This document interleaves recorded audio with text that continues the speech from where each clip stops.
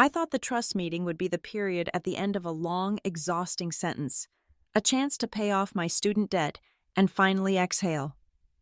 But the notice from Hallow and Baines contained a phrase I had never seen: temporary administrative delay.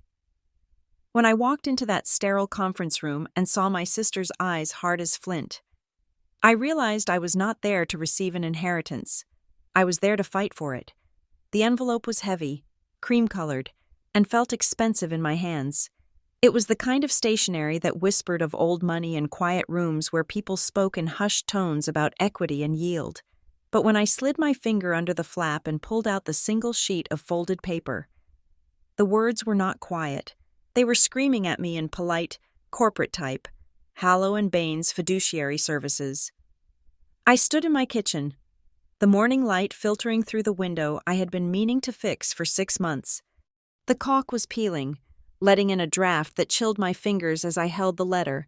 I read the paragraph twice, then a third time. We are writing to inform you of the scheduled reading and initial distribution meeting regarding the trust of Eleanor Campbell. Please be advised that due to unforeseen accounting verifications, the trust is currently subject to a temporary administrative delay clause. Your attendance is required to review procedural safeguards before any disbursement schedules can be finalized. Temporary administrative delay. I had spent the last 3 years managing the chaotic, crumbling end of my grandmother's life. I knew her finances better than I knew my own. I knew exactly how much was in the checking account she used for groceries. I knew the precise day her pension hit. I knew the complex, terrifying math of her medication costs.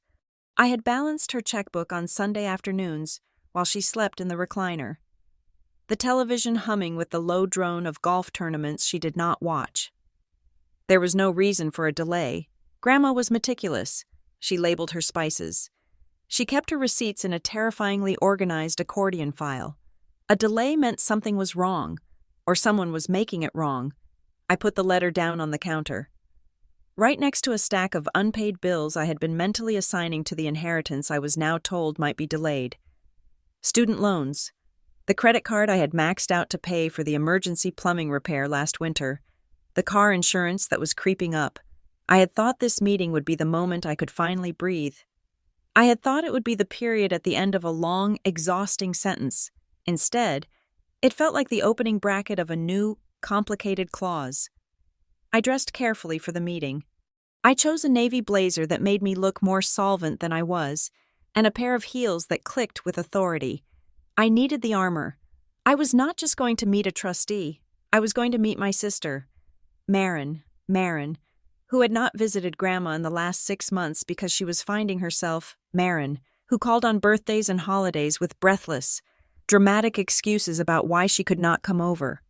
Marin, who had arrived at the funeral in a black dress that cost more than my car, weeping into a handkerchief while I stood by the casket and shook hands with 50 strangers, driving downtown. I rehearsed the conversation in my head. I anticipated the tension. Marin always framed our dynamic in simple, brutal terms, to her. I was the one who got sympathy. I was the baby. The one Grandma protected. The one who stayed close to home, to Marin. She was the martyr who had gone out into the world to conquer it, only to be dragged back by the mediocrity of her family. She saw herself as the one who did the work, even if that work was theoretical. The offices of Hallow and Baines were located in a glass tower that looked down on the city with indifferent arrogance. The lobby smelled of leather polish and filtered air. I checked in at the front desk, my voice steady, though my heart was hammering a frantic rhythm against my ribs. 1:55 in the afternoon. I was 5 minutes early. I sat in a waiting area that felt more like a living room in a museum than a place of business. There were no magazines, just heavy art books about architecture and sailing. I checked my watch. I checked the door. Then the elevator chimed, and Marin arrived. She did not walk. She stormed. She was wearing sunglasses indoors, pushing them up into her blonde hair as she marched toward the receptionist. Ignoring me completely, she looked frantic, her energy vibrating at a frequency that made the receptionist flinch. "I am here for the Campbell Trust meeting," Marin announced, her voice too loud for the hushed room. She turned then, acting as if she had just noticed me. "Oh, you are here. Hello, Marin," I said. She dropped her heavy designer bag onto the chair next to me, the leather slapping against the fabric. She looked at me, really looked at me, with eyes that were red-rimmed and hard. "I hope you are happy," she said, her voice dropping to a hiss. I stared at her. I am not sure happy is the word I would use. "Marin, Grandma died 3 weeks ago. Don't do that," she snapped. "Don't play the saint. I know what you are doing. I know you have been circling the money since she got sick." I felt a flush of heat crawl up my neck. I was not circling anything. I was taking care of her. I was changing her sheets and crushing her pills into applesauce because she couldn't swallow them whole. "You were positioning yourself," Marin said, leaning in, her perfume cloying and sweet. "You think because you stayed in that dusty old house you deserve everything? You are a leech. Peyton, you latch on and you drain people dry and you call it love." The receptionist cleared her throat, a sharp, professional sound that cut through the tension. "Mister, Lyle is ready for you now." Marin grabbed her bag and marched toward the double doors without waiting for me. I stood up, smoothing the front of my blazer, forcing my hands to stop trembling. Leech. The word echoed in my head. It was a projection. It had to be. But Marin had a way of saying things with such absolute conviction that for a split second, she made you doubt your own reality. The conference room was vast, dominated by a mahogany table long enough to land a plane on. At the far end sat Gareth Lyle. He was a polished man, groomed to an inch of his life. His suit was a sharkskin gray. His hair swept back in a wave that did not move. He stood up as we entered, flashing a smile that showed too many teeth. "Ladies," he said, his voice smooth and rich, like caramel poured over ice. "Please, sit. My deepest condolences on your loss." Eleanor was a remarkable woman, a truly formidable spirit. He gestured to the chairs on the opposite side of the table. Marin sat down and immediately crossed her arms. Staring at him, I took the seat next to her, placing my purse on the floor. Gareth sat down and folded his hands on top of a single, thin file folder. There were no stacks of documents, no ledgers, no binders, just that one thin folder and his phone, which sat face up on the table next to him. "I know this is a difficult time," Gareth began, leaning back. "The transition of an estate is never easy, especially with a portfolio as unique as your grandmother's. My role here is to ensure that her wishes are executed with absolute fidelity to the legal structures she put in place." He paused, looking between us. "However," he continued, "there are certain procedural safeguards we must navigate. As I mentioned in the correspondence, we are currently in a verification phase." Marin made a noise in her throat, a sharp sound of impatience. "What does that mean? Verification of what?" "She had a will. She had a trust. I saw the papers years ago." Gareth smiled again. A patient, condescending smile. "Indeed, but trusts are living documents. Marin, they evolve, and in the final year of her life, Eleanor made several adjustments to the distribution protocols. We are simply ensuring that all the assets are properly categorized before we trigger the disbursement schedule." He glanced down at his phone. The screen lit up. He tapped it once, quickly, then looked back at us. "Adjustments?" I asked. My voice sounded small in the large room. "What kind of adjustments?" "I handled her mail. I drove her to her appointments. She never mentioned coming here." Gareth nodded sympathetically. "Many clients prefer to keep these matters private. Peyton, to spare their families the burden of the details." He opened the folder and slid a single sheet of paper toward us. It was a summary page, a list of accounts, but no numbers, just names of banks and investment firms. "This is a broad overview of the holdings," Gareth said. "As you can see, it is quite diversified." Marin snatched the paper before I could touch it. Her eyes scanned the page frantically. "Where are the amounts?" she demanded. "This just lists the banks. How much is in the accounts?" "That is what we are verifying," Gareth said smoothly. "We want to be precise." I looked at Gareth. He was not looking at us. He was looking at his phone again. Another notification had popped up. He swiped it away, his thumb moving with practiced speed. "Mr. Lyle," I said, trying to keep my voice firm. "The letter said this was a reading and distribution meeting. If you do not have the numbers, why are we here?" He looked up, his eyes flat. "To manage expectations, Peyton, and to review the temporary restrictions." "Restrictions?" Marin asked, her voice rising. Gareth sighed, a performance of weary professionalism. "The trust includes a clause for a temporary administrative hold in the event of any outstanding liabilities or unresolved claims. We are currently clearing a few minor hurdles.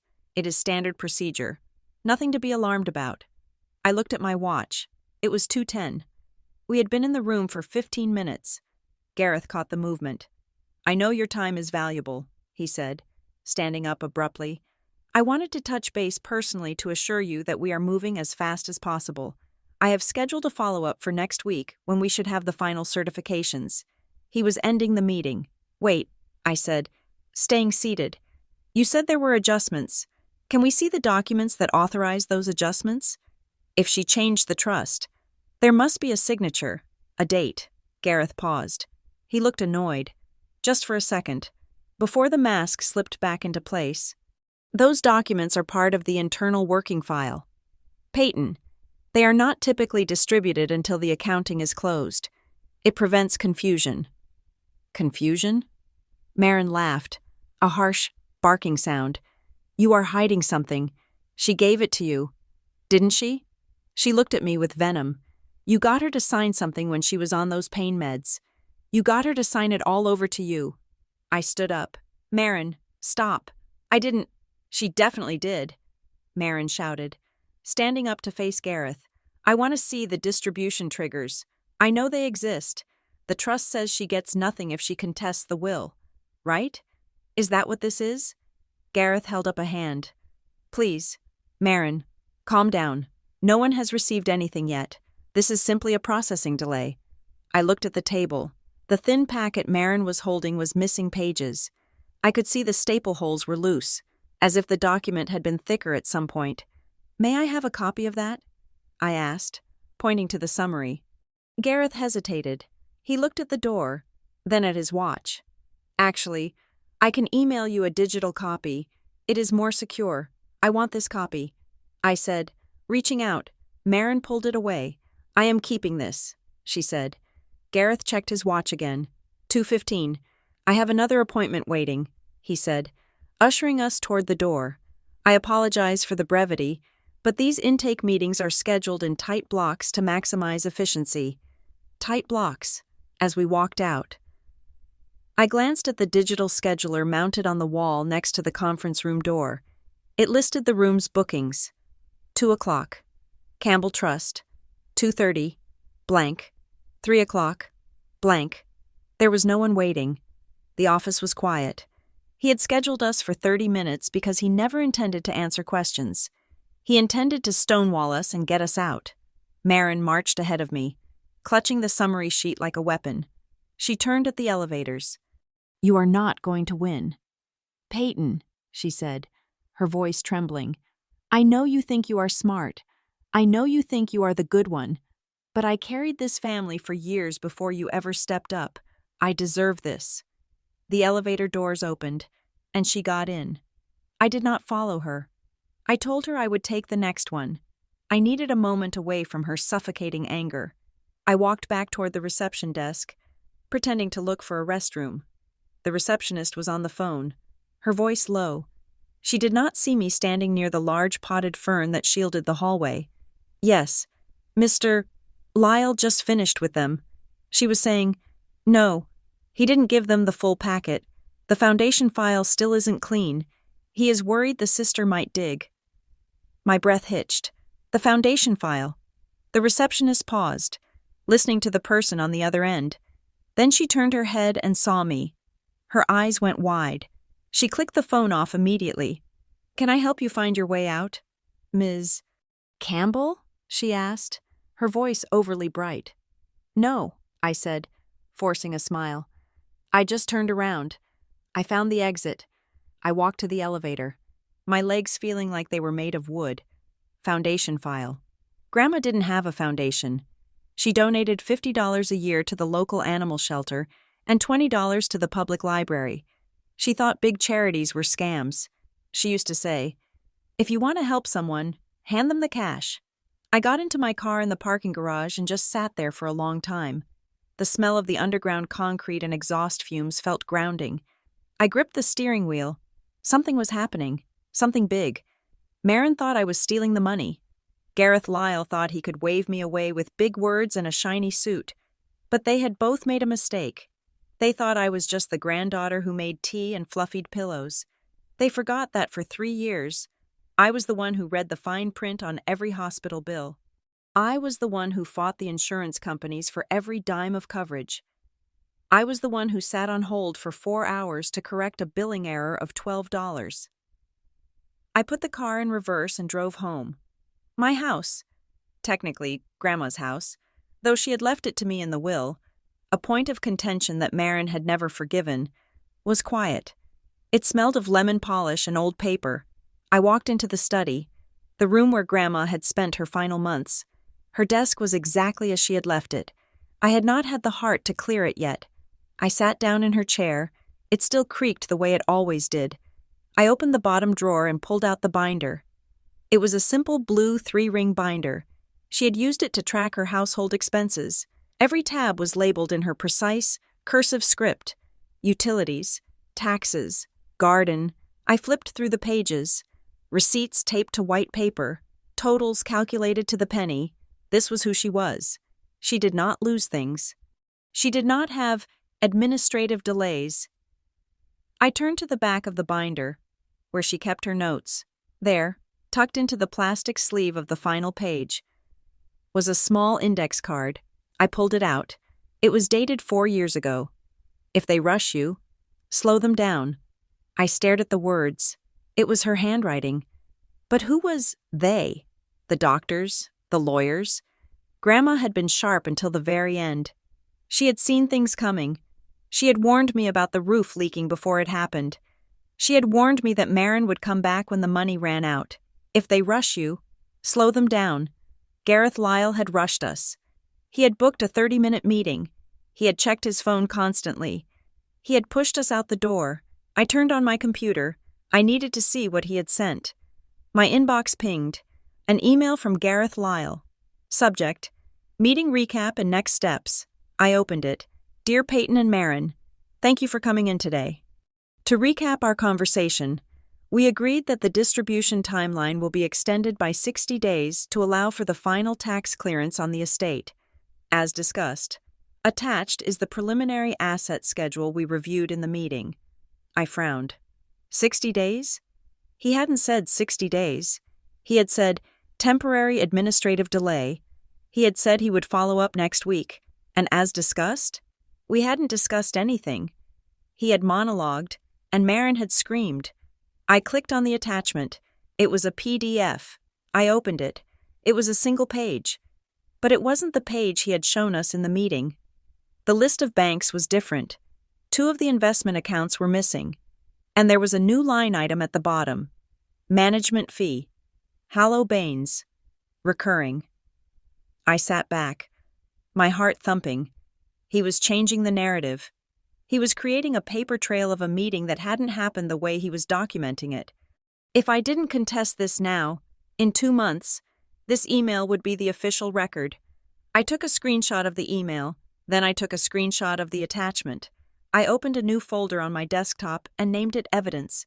It felt paranoid. It felt like something a crazy person would do. But then I remembered the receptionist. The foundation file still isn't clean. I saved the screenshots. My phone buzzed on the desk. A voicemail notification.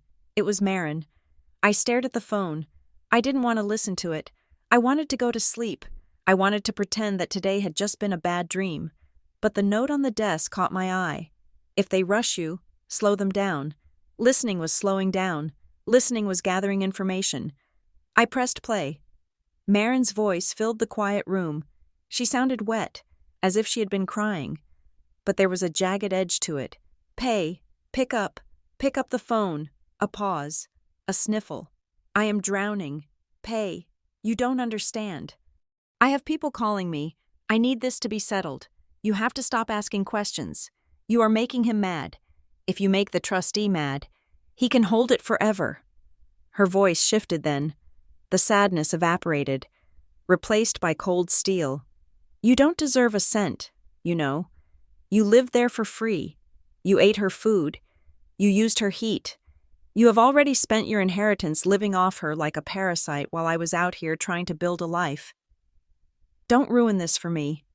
Just sign whatever he gives you and shut up. The message ended.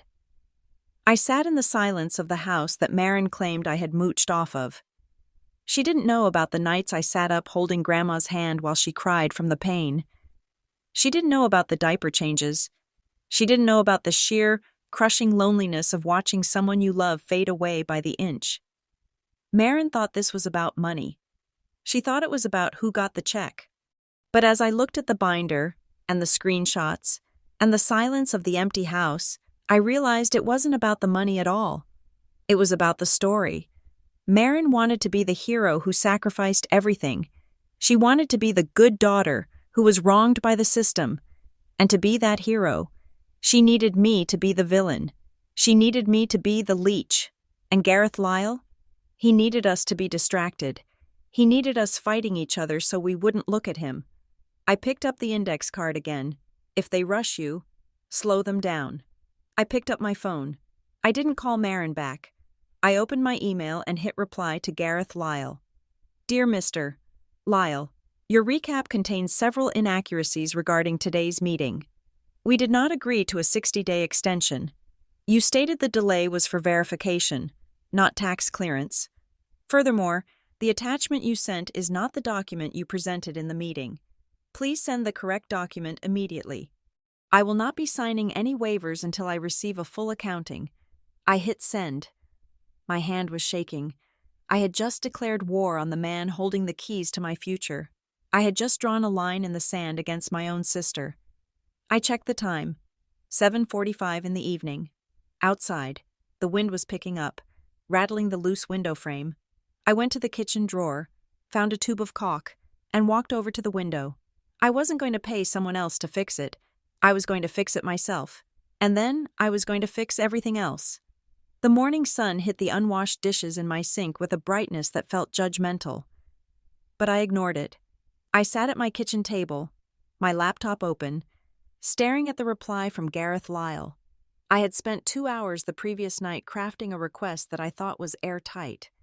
I had cited the specific clause from the packet Marin had snatched.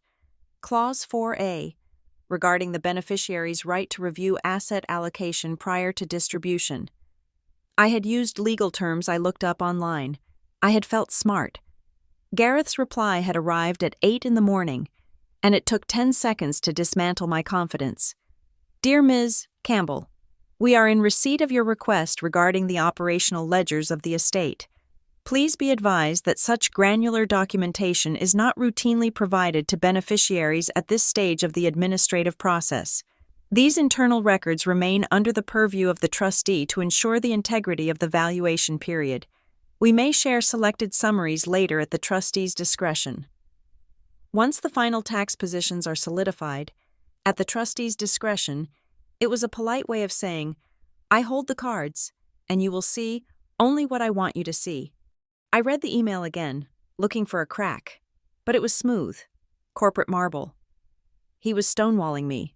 If this were just about a delay, he would have given me a date. If it were just about taxes, he would have sent the tax documents. Refusing to show the math meant the math did not add up. I closed the laptop and grabbed my keys. I could not fight Gareth Lyle on his turf. Not yet. I did not have the money for a lawyer who could scare him. And I did not have the legal vocabulary to outmaneuver him, but I had a car, and I had a suspicion that the paper trail existed somewhere outside of Hallow and Baines's encrypted servers. The county records office was located in the basement of the municipal courthouse, a place that smelled of floor wax and damp paper. It was a room where history went to be filed away and forgotten. I took a ticket from the red dispenser, number 42, and waited on a plastic bench that had been cracked since the 90s. When my number was called, I walked up to the counter. The clerk was a woman with gray hair cut in a sharp bob and glasses on a chain. She looked like she had seen every variety of human desperation over a property line. I need to check for any deed transfers or lien releases under the name Eleanor Campbell. I said, "For the last 5 years." She didn't smile. She just pointed to a row of computer terminals against the back wall. "Public access is over there. Search by grantor or grantee. Prints are 50 cents a page." I sat down at the terminal. The screen flickered with a green tint. I typed in Grandma's name. The list populated slowly. Most of it was familiar. The deed to the house I was living in, the release of the mortgage back in 1998, an easement agreement with the power company. I scrolled down, my eyes scanning the dates. Then I stopped. 6 months ago, a release of lien on a property listed as parcel ID 44-B. I frowned. Grandma only owned the house on Elm Street. She had sold the vacation cabin 10 years ago to pay for her first hip surgery. She didn't have other property. I clicked on the document. It was a standard form, releasing a lien against a commercial unit on the west side of town. The owner listed was not Eleanor Campbell directly, but an entity called EC Holdings, LLC, signed by Eleanor Campbell. Manager. My heart did a strange flutter. Grandma didn't have an LLC. She didn't know what an LLC was. She paid for everything with checks or cash. She kept her money in a credit union because she liked the tellers. I looked at the signature on the digital scan. It was shaky. The lines jagged. It looked like her handwriting, but tired, forced. I hit print. I walked out of the courthouse with the warm sheet of paper folded in my pocket. I got into my car and punched the address of parcel ID 44B into my phone. It was 20 minutes away, in a strip of commercial development that had sprung up near the highway, the kind of place with nail salons, vape shops, and urgent care clinics. I drove in silence, the radio off. I was trying to piece it together. Why would Grandma own a commercial unit? And why release a lien 6 months ago, right when her health took the final, steep decline? I pulled into the parking lot. The address belonged to a clean, modern storefront sandwiched between a dry cleaner and a smoothie shop. The windows were frosted glass, etched with a lotus flower design. A tasteful wooden sign hung above the door, the Center for Community Wellness. I turned off the engine and just stared at it. It looked peaceful. It looked expensive. I got out and walked up to the glass. I cupped my hands around my eyes to peer inside. The interior was all pale wood and soft lighting. Yoga mats were rolled up in cubbies. There was a front desk with a vase of fresh lilies. It looked like a place where rich people went to breathe. I stepped back and looked at the leasing placard in the bottom corner of the window. It was small, discreet, managed by Highline Property Group. I froze. Highline Property Group. I pulled my phone out and opened the screenshot I had taken of Gareth's email attachment, the one he had sent after the meeting. The one with the extra line item, management fee. Highline Property Group. Recurring. The trust was paying the management fee for this place. I felt a cold prickle of sweat on my back. This wasn't just a random asset. This was connected directly to the trust's expenses. Grandma's money was keeping the lights on in a yoga studio. I took a picture of the storefront. I took a picture of the placard. I took a picture of the hours of operation. As I walked back to my car, the door to the studio opened. A woman in leggings and an oversized sweater walked out, carrying a gym bag. She looked happy, healthy, the picture of someone whose life was working out. I wondered if she knew that her Zen was being subsidized by a dead woman's savings. By the time I got back to the house, the afternoon sky had turned the color of a bruise. I felt exhausted, not physically, but spiritually. Every rock I turned over revealed something slimy underneath. I saw a car parked in my driveway, a silver sedan. Marin. My stomach tightened. I parked on the street and walked up the driveway. Marin was standing on the porch, leaning against the railing. She had a large cardboard box at her feet. She looked different today, softer. She was wearing jeans and a cardigan, her hair pulled back in a loose ponytail. It was her casual, approachable look, the one she wore when she wanted something. "Hey," she said as I walked up the steps. "What are you doing here?" "Marin?" I asked. "Fishing for my keys."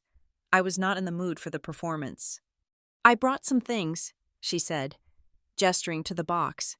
"I went through my storage unit. I found a box of Grandma's stuff that I thought you should have."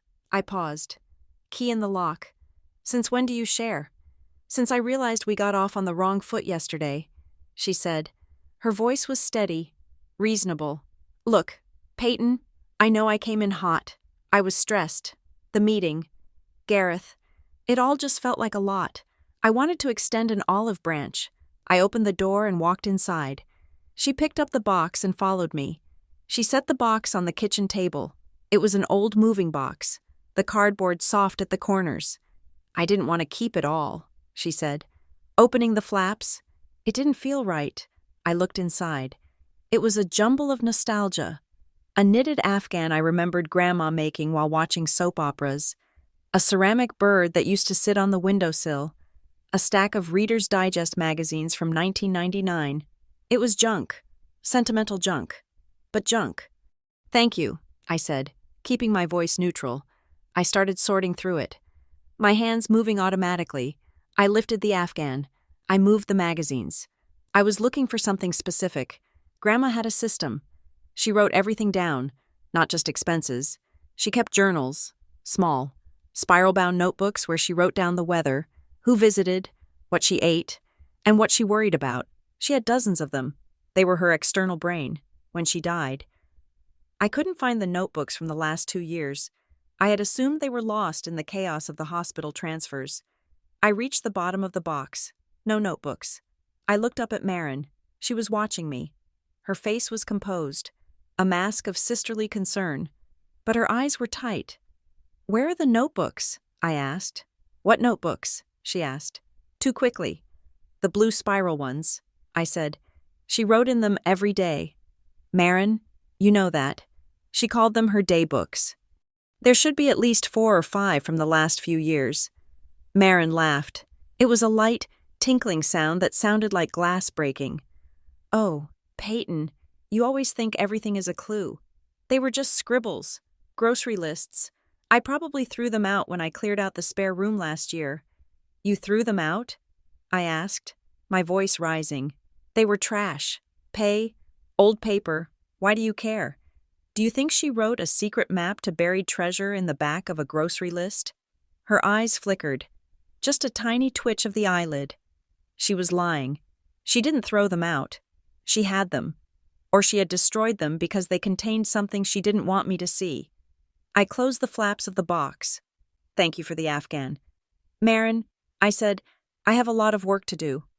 She stood there for a moment, the silence stretching between us like a rubber band about to snap. She wanted me to fight. She wanted me to accuse her so she could play the victim again. I didn't give it to her. I just stood by the door, waiting. "Fine," she said, grabbing her purse. "Be that way. I try to be nice. And you treat me like a criminal. You are not a criminal." "Marin," I said quietly, "you are just my sister." She flinched at that, more than if I had screamed. She walked out, letting the screen door slam behind her. I locked the door and leaned against it. I waited until I heard her car back out of the driveway and drive away. Then I went to the phone. I needed help, real help, not Google searches. I called the number of a fictional estate attorney I had found online, a man named Robert Vance who had 4 stars on Yelp and a review that said, "He hates trustees." It was 5:15. I expected voicemail. "This is Vance," a gruff voice answered. "Mr. Vance, my name is Peyton Campbell. I am calling because I think my grandmother's trustee is hiding assets, and I think my sister is helping him." I waited for him to hang up or tell me to call back in the morning. "Do you have the trust instrument?" he asked. "I have a summary." I said, "He won't give me the full accounting. He says it is at his discretion." He laughed, a dry, cynical sound. "Of course he does. That is the oldest trick in the book. Ms. Campbell." They stall. They use big words like discretion and administrative hold. They want you to get tired and go away. Is it legal? I asked. It is gray, he said, but if they are stalling, it usually means there is a side agreement. Something off the books, a kickback, a loan, a favor to a family member. My mind flashed to the wellness studio, to the management fee. What do I do? I asked. You stop asking for accounting, he said. That is too broad. You need to be a sniper. Send a written demand, certified mail and email. Ask for 3 specific things. Write this down. I grabbed a pen from the counter. Go ahead. 1. A schedule of all distributions made within 12 months of death. 2. A list of all reimbursements paid to any beneficiary. 3. A record of all related party payments to vendors. Related party payments. I repeated. That is the killer, Vance said. If the trustee is paying his brother-in-law to mow the lawn, or paying a management company he owns a stake in, that is a related party transaction. If he hides that, he loses his license. Thank you. I said, how much do I owe you for this call? Call me when he sends you the panic offer. Vance said, the panic offer? He will reply too fast, Vance said, and he will offer you something easy, money now, in exchange for silence later. When he does that, call me back. Then I am on the clock. I hung up. I sat down at the computer immediately. I didn't let myself overthink it. I typed out the email exactly as Vance had said. Dear Mr. Lyle, pursuant to my rights as a beneficiary, I am formally requesting the following specific documents within 3 business days. 1. A complete schedule of all trust distributions made in the 12 months preceding Eleanor Campbell's death. 2. An itemized list of all reimbursements paid to Marin Campbell. 3. A full disclosure of all related party payments to vendors, specifically regarding Highline Property Group and any entities connected to the property at Wellness Studio address. Failure to provide these specific records will result in a petition to the probate court for compelling disclosure. I hit send. I expected to wait a week. I expected another lecture on patience. 7 minutes later, my phone buzzed. From Gareth Lyle. Subject, Informal Resolution Proposal. Dear Peyton, I believe there has been a misunderstanding regarding the tone of our communications. I would like to propose an informal resolution meeting to clear the air. We can meet tomorrow at 10. Additionally, regarding your concerns about cash flow, I have spoken with Marin. We are prepared to authorize an emergency partial distribution of $10,000 to you immediately. To assist with your personal expenses, this would require signing a standard confidentiality acknowledgement regarding the preliminary trust data. Please let me know if 10 works. My hand shook as I held the phone. Vance was right. The panic offer, $10,000, enough to fix the windows, enough to pay off 2 credit cards, enough to breathe. All I had to do was sign a paper saying I wouldn't talk about the preliminary data, meaning I wouldn't talk about the wellness studio. He had responded in 7 minutes. That meant he was scared. I didn't reply. I let the email sit there. Radioactive. I couldn't sleep. The house felt too big, the silence too loud. I kept thinking about the receptionist's whisper. The foundation file still isn't clean. I went back to the computer. It was 2 a.m. I typed in Highline Property Group. It led to a generic landing page, a dead end. Then I typed in Center for Community Wellness. The website was slick. Photos of smiling people stretching, a mission statement about holistic recovery. I scrolled down to the Our Partners section. There, at the bottom, was a logo. A stylized tree with deep roots, supported by a grant from the Brackenridge Family Foundation. Brackenridge. That was the name of the street Grandma grew up on. I searched the Brackenridge Family Foundation. A website popped up. It was less slick than the wellness studio, more homegrown. But there, on the banner image, was a photo of my grandmother. It was a photo from her 70th birthday. She was smiling, holding a glass of iced tea. She looked radiant. I stared at the screen. Grandma never started a foundation. She didn't have the money to start a foundation. She had a pension and a paid-off house. I clicked on the About Us page. The Brackenridge Family Foundation was established by Eleanor Campbell to foster community resilience and support local wellness initiatives. It was a lie, a glossy, digital lie. I scrolled down to the team section. There were 2 names listed, Gareth Lyle, treasurer, and below that, Maren Campbell, community outreach liaison. I stopped breathing. Maren, community outreach liaison. I clicked on her bio. Maren Campbell has dedicated the last 5 years to building her grandmother's legacy, spearheading partnerships with local wellness centers to bring holistic health to the underserved. Dedicated the last 5 years? 5 years ago, Maren was living in Chicago, trying to start a jewelry business. 3 years ago, she was in Austin, finding herself at a music festival. She hadn't been here. She hadn't been spearheading anything while I was driving Grandma to chemotherapy. Maren was doing this, building a fake foundation, creating a job title for herself. I realized then what the wellness studio was. It wasn't just an investment. It was Maren's project. The trust wasn't just paying the rent. The trust was funding Maren's career. The reimbursements she claimed for errands, they were probably salary. The errands she ran? She wasn't visiting Grandma. She was meeting with Gareth Lyle. I felt a wave of nausea. I picked up my phone. I didn't care that it was 2:30 in the morning. I typed a text to Maren. I found the Brackenridge website. I see you are the community outreach liaison. When were you going to tell me that Grandma had a foundation? I waited.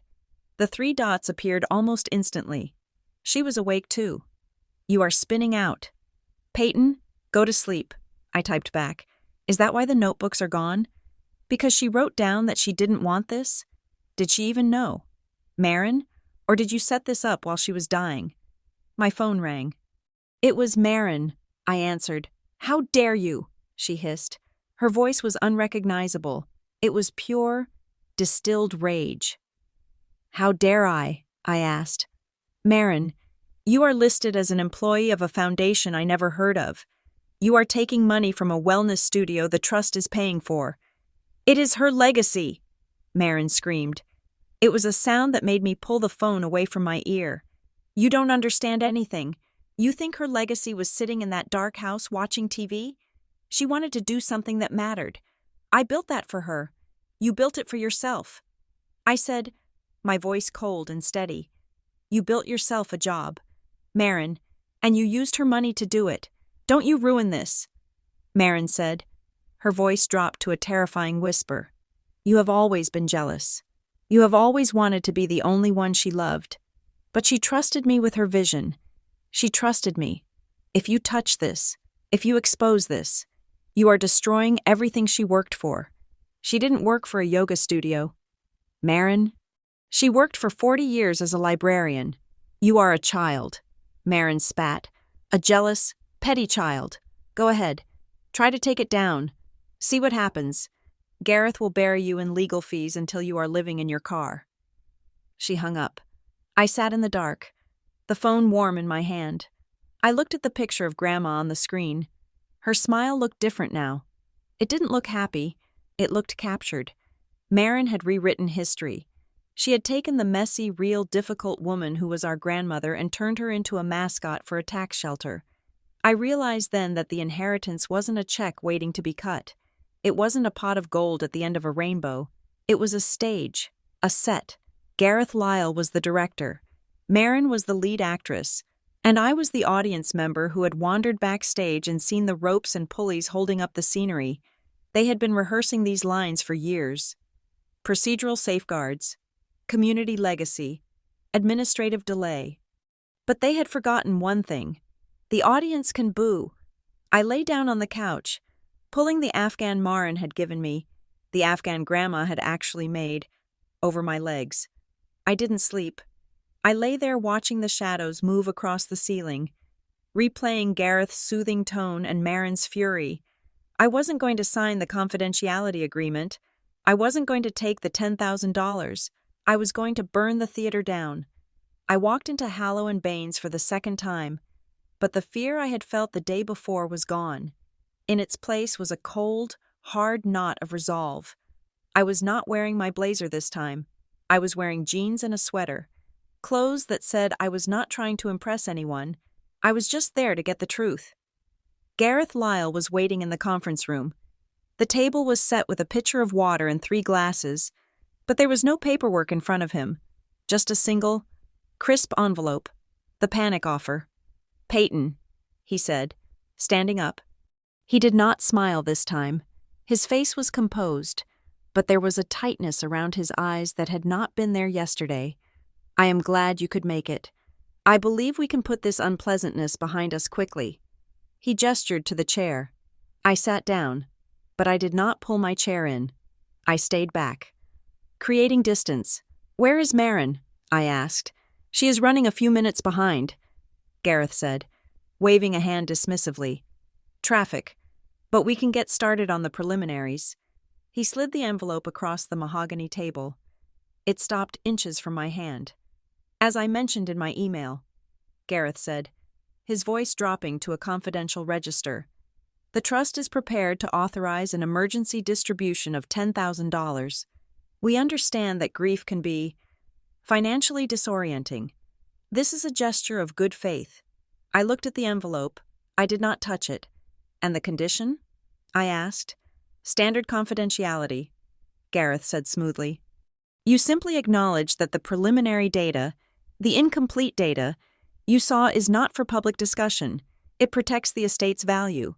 Rumors can devalue assets." "Peyton, you understand that?" I looked up at him. "I understand that silence has a price tag." "Gareth, and apparently, the price is $10,000. Gareth's smile faltered. The corners of his mouth twitched downward. "It is not silence, Peyton. It is discretion. There is a difference. I am not signing anything," I said clearly, "not until I see the full accounting, the 12 months of distributions, the reimbursements, the related party payments." Gareth sighed, a sharp exhalation through his nose. He leaned back, the veneer of the friendly family advisor cracking just enough to show the bureaucrat underneath.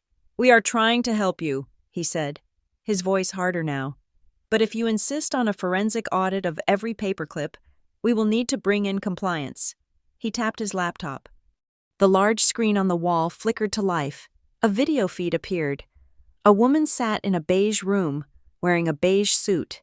She had the kind of face that was entirely forgettable. Professional and blank. "Peyton, this is Sonia Creel," Gareth said. "She is our external trust compliance consultant." Sonia nodded at the camera. Her delay was a fraction of a second off. "Good morning, Ms. Campbell.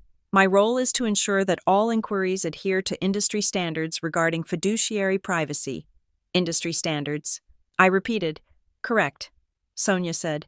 Her voice was tinny through the speakers. "We must balance the beneficiary's curiosity with the operational security of the trust. Unrestricted access to raw data is not industry standard." I looked from the screen to Gareth. "You brought in a consultant to tell me I can't see where my grandmother's money went?" Sonia answered before Gareth could. "It is not about refusal, Ms. Campbell. It is about context.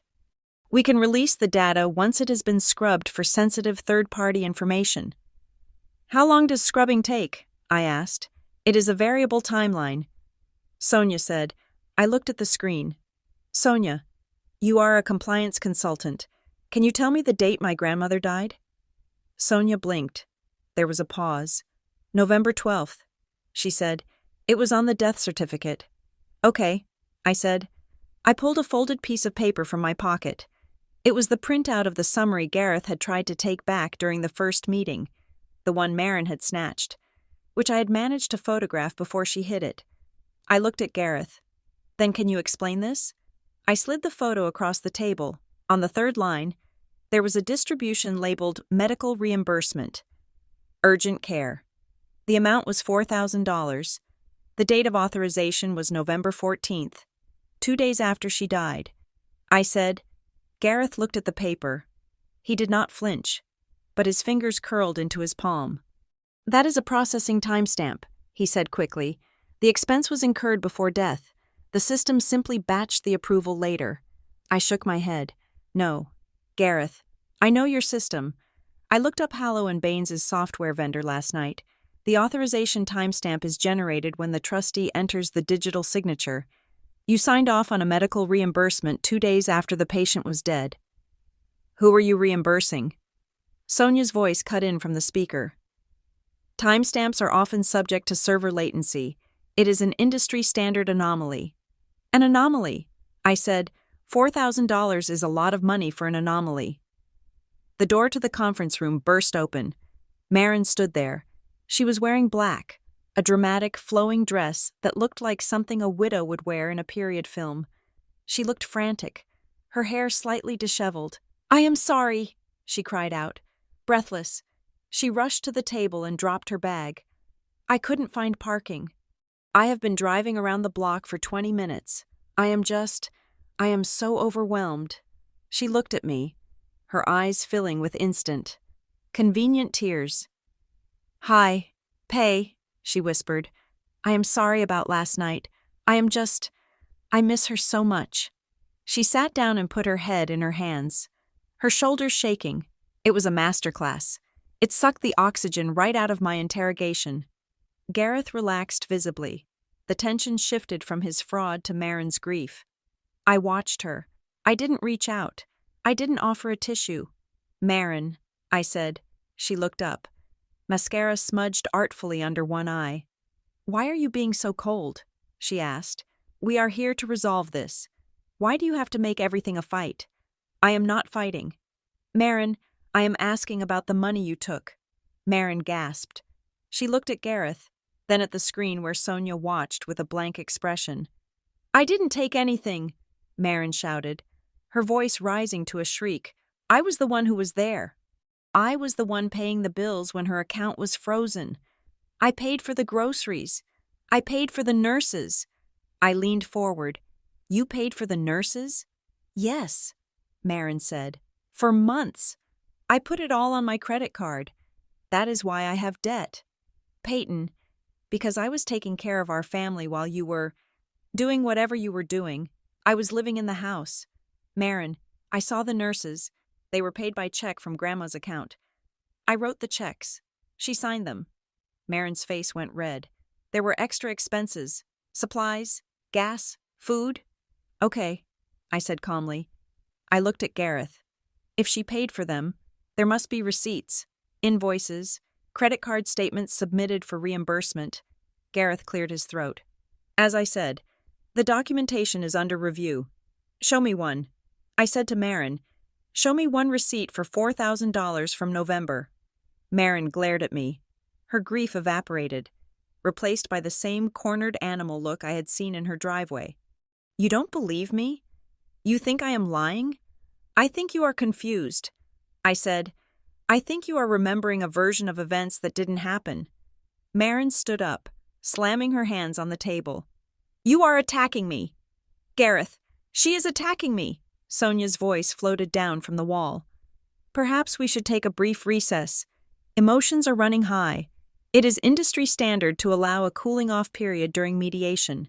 I checked my watch. We had been in the room for 18 minutes. They were doing it again. The burst of drama, the confusion, the technical jargon, and then the delay. They were running out the clock. I stood up. No recess. I said, "I am done with the meeting." Gareth stood up too. "Peyton, please, if you leave now, the offer is rescinded. The $10,000 goes away. Keep it." I said, "I don't want your hush money." I walked to the door. "Peyton," Marin screamed after me, "you are going to regret this. You are going to lose everything." I walked out of the office, past the receptionist, who wouldn't look at me, and into the elevator. My hands were shaking, not from fear, but from adrenaline. I knew where I had to go. I drove straight to the wellness studio, the Center for Community Wellness. It was open.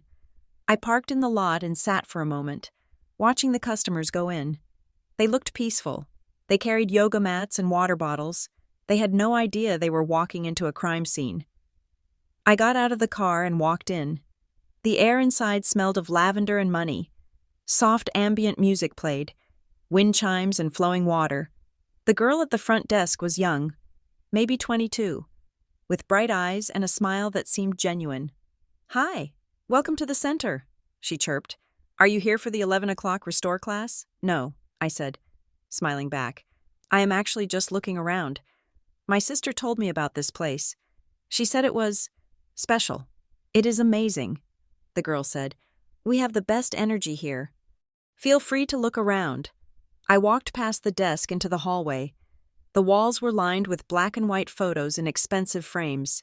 I stopped at the first one. It was a photo of a ribbon-cutting ceremony. There was Marin, holding a giant pair of scissors, laughing, and next to her, photoshopped into the frame, was my grandmother. I leaned in closer. It was a good edit, but the lighting was wrong. Grandma's face was lit from the left, but Marin's was lit from the right, and Grandma was wearing a dress I knew she had donated to Goodwill 3 years ago. I moved to the next photo. Grandma at a charity gala. Again, the posture was stiff. She looked like a cardboard cutout placed in a room full of living people. It was a shrine to a memory that never existed. Marin was building a mythology where she and Grandma were partners, co-founders of this benevolent empire. I reached the end of the hallway. There was a bronze plaque mounted on the wall, polished to a shine. With deepest gratitude to our founding benefactor for his vision and guidance, G.A.L., Gareth Arthur Lyle. I felt a cold snap in my chest. He wasn't just the trustee, he was the benefactor. He was using the trust money to fund a business where he was the silent partner. He was paying himself. Excuse me? I turned. A young man in a staff t-shirt was sweeping the floor. He smiled at me. I love the photos, I said, forcing my voice to stay light. My grandmother is in some of them. Oh, wow, he said, leaning on his broom. That is so cool. She must have been an amazing lady. We owe her everything. Really? I asked. Yeah. He lowered his voice, like he was sharing a secret. We were actually going to close down last year. The rent went up, and the original owner bailed. But then the trustee found a way to bridge the gap. He said your grandma wanted to save the studio. Bridge the gap. The phrase stuck in my mind like a burr. A trust is not a bridge loan for a failing yoga studio. That is embezzlement. I thanked him and walked out. I needed air. The lavender smell was starting to make me gag. I sat in my car and pulled out my phone. I searched for the Brackenridge Family Foundation again. I needed the address. I needed to see where this legacy lived. The filing listed the address as 4050 West Main Street, Suite 200. I drove there. It wasn't an office building. It wasn't a headquarters. It was a strip mall next to a dry cleaner. 4050 West Main Street was a mailboxes and more shipping center. I walked inside.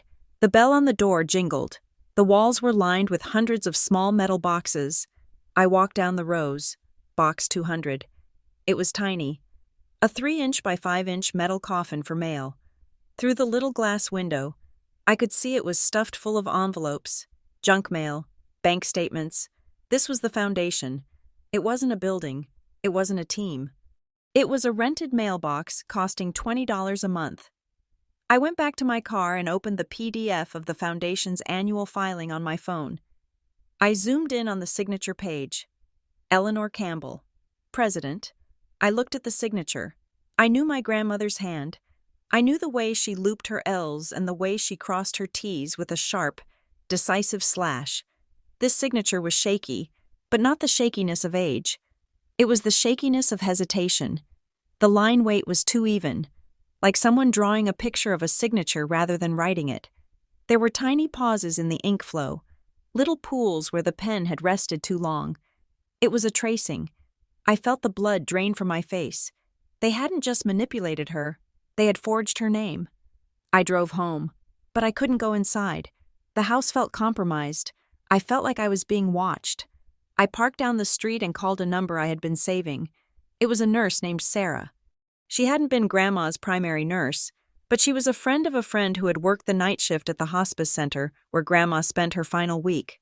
It was a favor, a dangerous one for her, but I needed to know. She picked up on the third ring. Hello? Hi. Sarah. It's Peyton. We met at Julie's barbecue. Oh, hi Peyton. I can't talk for long. I am at work. I know. I said, I just have one question about my grandmother's last few days. You mentioned once that she was agitated. Sarah sighed. Yeah, she was. It was sad. She kept asking for her stuff. What stuff? I asked. She kept asking for the blue folder. Sarah said. She would wake up in the middle of the night, really upset, trying to get out of bed. She kept saying, "The blue folder isn't where it should be. They moved it. They moved it." Did she say who moved it? No. She just said, they. We thought she was confused. You know, the meds. But she was really fixated on it. She said it had the letters in it. The letters? Yeah, she said. The letters for the girls. My heart hammered. The girls, me and Marin. Thank you, Sarah. Thank you so much. I hung up. The blue folder? I didn't have a blue folder. I had the blue binder, the expense tracker, but Grandma had said blue folder. I drove the rest of the way to the house. I pulled into the driveway. The front door was locked. Just as I had left it, I unlocked it and stepped inside. The house was quiet. Too quiet. I walked to the study. I had left the blue binder on the desk, right next to the computer. It was still there. But something was wrong. I was meticulous. Grandma had taught me that. When I closed a binder, I aligned the edges. I made sure the tabs were straight. The binder on the desk was slightly askew. The top cover was shifted half an inch to the left. I walked over to it. I held my breath. I opened it. The tabs were wrong. The Utilities tab was behind Garden. Someone had taken the pages out and put them back in the wrong order. I flipped to the back, to the plastic sleeve where I had found the index card. If they rush you, slow them down. The sleeve was empty. The card was gone. I froze. I looked around the room. The window I had caulked yesterday. The latch was still locked. The back door? I ran to the kitchen. The back door was locked.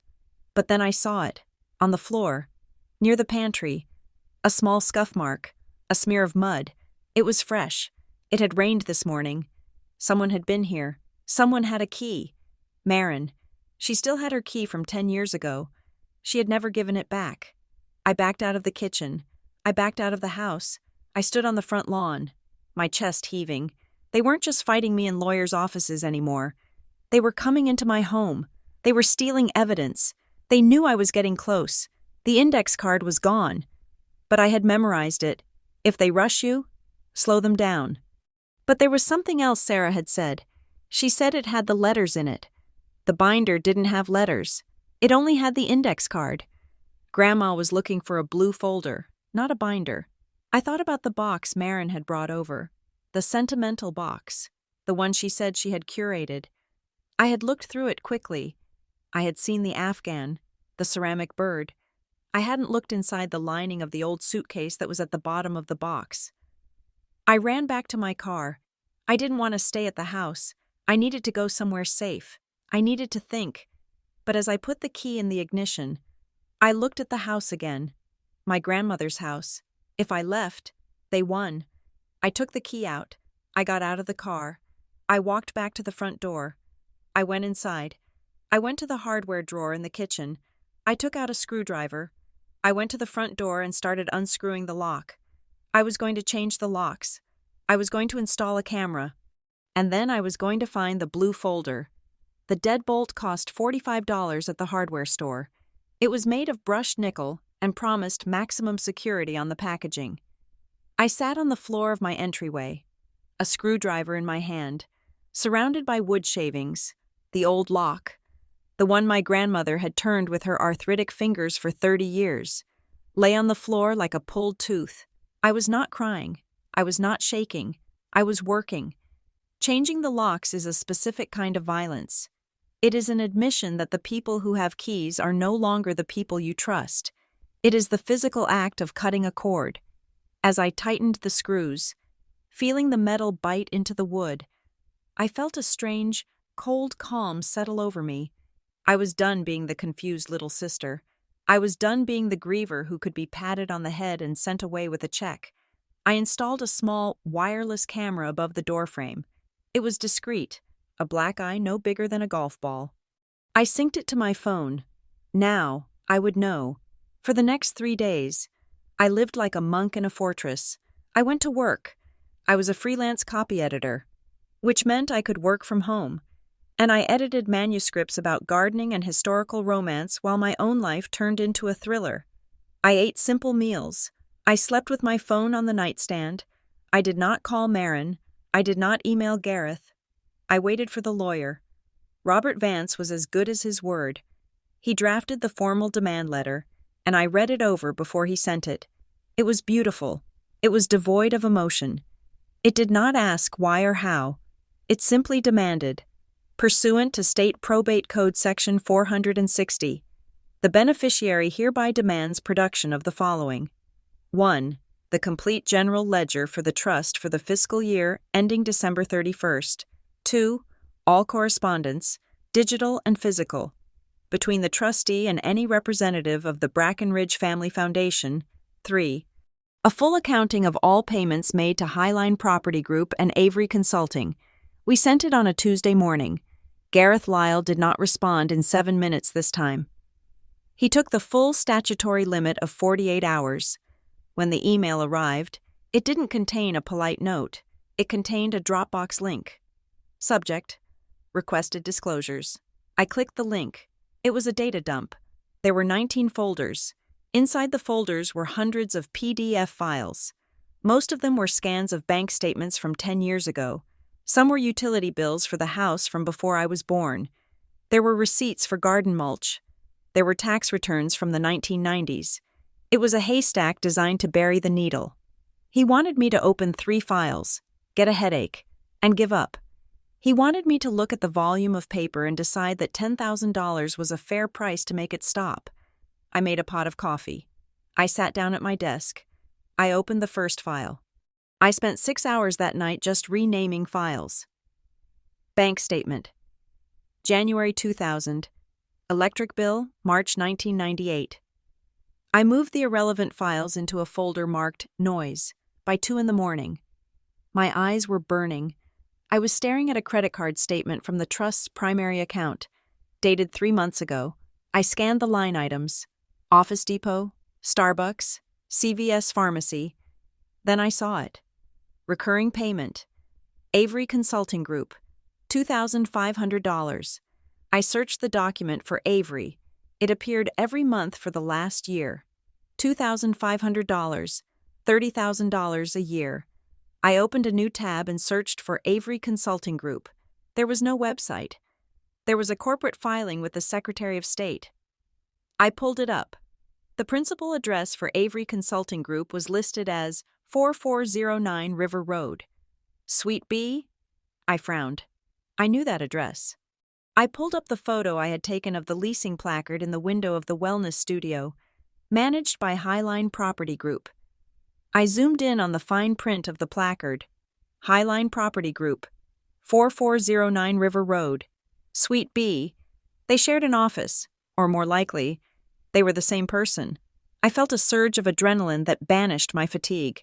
Gareth wasn't just paying a management fee. He was paying a consulting fee to a shell company that lived in the same mailbox. It was double dipping. He was charging the trust to manage the property, and then charging the trust to consult on the property he was managing. I took a screenshot. I added it to my evidence folder. My phone buzzed on the desk, startling me. I checked the time. It was 2:30 in the morning. Marin. I stared at the screen. The name flashed in white letters against the darkness of the room. I debated not answering. I debated letting it go to voicemail and analyzing it like a black box recording. But I picked up, "Hello? Marin?" She was crying. Not the angry, performative crying of the meeting. This sounded wet, messy, and terrified. "Pay, please," she sobbed. "You have to stop. You have to stop doing this." "Doing what?" I asked, keeping my voice low and steady. "The lawyers," she choked out. "Gareth called me. He is furious. He says you are threatening the foundation. He says if you keep digging, he is going to freeze everything. He is going to sue us for defamation. He says he will drain the trust on legal fees and we will both end up with nothing. He is trying to scare you." "Marin," I said, "that is what bullies do when they get caught." "He is not a bully," she wailed. "He has been helping me. He helped me when no one else would. You don't understand. Peyton, I have loans. I have things tied to this. If the foundation goes under, I go under." I closed my eyes. There it was. The truth. Leaking out like oil from a cracked engine. What kind of loans? Marin? "Private loans," she whispered. "I borrowed money to start the studio. Before the trust kicked in, I thought the grant would cover it. But if you blow this up, the grant gets pulled, and they will come for me. They will take my car. They will take my apartment. Who will take your apartment?" "The lenders." She took a ragged breath. "Look, Gareth said he could make the audit go away if you just withdraw the demand for the related party transaction logs. Just that one part. Keep the rest. Just drop number 3. I froze. I had never told Marin what was in the demand letter. I had only sent it to Gareth. "Marin," I said slowly, "how do you know I asked for the related party transaction logs?" There was a silence on the line. A thick, heavy silence. "He told me," she stammered. "He read me the letter." "Did he?" I asked, because that letter was privileged legal correspondence. "If he read it to you, he violated his fiduciary duty, unless you are not just a beneficiary, unless you are working for him." "I am not working for him," she screamed. "I am your sister. Why do you hate me? Why do you want to ruin my life?" "I don't hate you, Marin, but I am not going to let you steal from Grandma's estate to pay off your bad business loans. You are a monster," she hissed. "You are cold and dead inside. Grandma would be ashamed of you." The line went dead. I put the phone down. My hand was shaking, but not from fear, from anger. She had played the grandma card. It was her favorite weapon. She used our grandmother's memory as a shield to hide her own greed. I looked at the computer screen. The glowing evidence of Avery Consulting. I wasn't the one Grandma would be ashamed of. I worked for another hour, organizing the files. Then I turned off the lights and went to the living room to check the door locks one last time. My phone buzzed again. A notification from the security app. Motion detected at front door. I opened the app. The video feed loaded. It was grainy. Black and white night vision. A car was driving slowly past my house. A silver sedan. It didn't stop. It didn't speed up. It just crawled by. Its brake lights flaring red for a second as it passed my driveway. I knew that car. It was Marin's Honda. She wasn't coming in. She wasn't trying to break in. She was just letting me know she was there. She was haunting me. I watched the red taillights fade down the street on the screen. "Go home, Marin," I whispered to the empty room. "Go home and sleep, because I'm not sleeping." 2 days later, I put on a dress I hadn't worn since a cousin's wedding 3 years ago. It was black, simple, and severe. I pulled my hair back. I applied lipstick that was a shade darker than my natural color. I was going to a party. The Brackenridge Family Foundation was hosting its annual community gala at a rented event space downtown. I had found the invitation on the foundation's website. Tickets were $200. I bought one with my credit card. I needed to see the beast in its natural habitat. The venue was an old brick warehouse that had been converted into an industrial chic event space. String lights hung from the rafters. A jazz trio played in the corner. Waiters circulated with trays of tiny, complicated food. I walked in, clutching my small clutch purse like a shield. I scanned the room. It was full of people I didn't know. Wealthy people. People who looked like they owned summer homes and horses. They were drinking champagne and laughing. And there, in the center of the room, was Marin. She looked spectacular.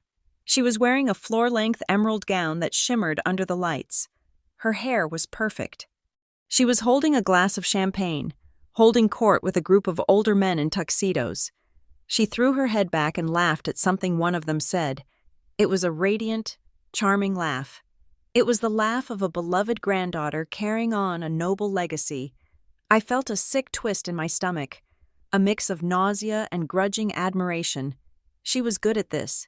She was so good at it. She was playing the role of the heiress perfectly. If I didn't know she was drowning in debt, if I didn't know she had screamed at me on the phone 2 nights ago, I would have believed her too. I walked over to the bar and ordered a sparkling water. I stood near a pillar, watching. Gareth Lyle was there too. He was working the perimeter, shaking hands, touching elbows, leaning in to whisper serious things into important ears. He looked like a shark in a tuxedo. I saw him glance at Marin with a look that wasn't quite pride. It was possessiveness. He looked at her like she was an asset he was managing. I took a sip of water. Lovely event, isn't it? I turned. An older man with white hair and a kind face was standing next to me. He was wearing a tuxedo that looked 30 years old and very expensive. "It is," I said.